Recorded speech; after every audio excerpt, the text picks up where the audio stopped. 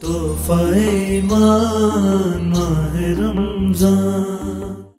हमको अपनी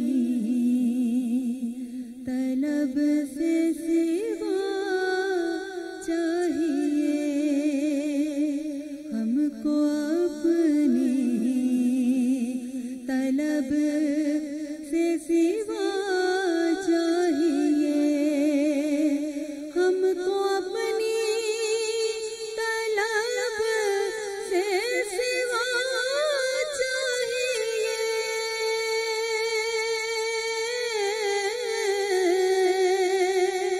हमको अपनी तलब से सिवा चाहिए,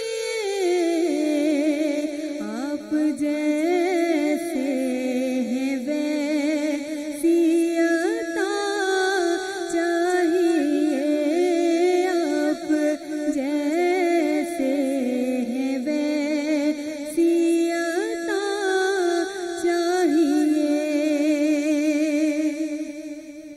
क्यों कहूँ ये अता वो अता चाहिए,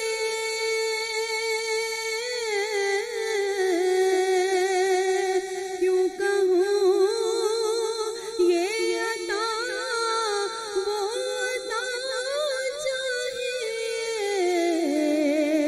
आपको इल्म है हमको क्या चाहिए, आपको इल्म है हमको क्या चाहिए, आप जैसे हैं वैसी अता चाहिए। भर के झोली मेरे सरकार ने,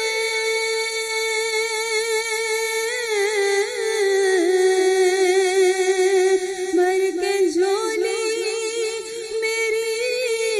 मेरे सरकार ने,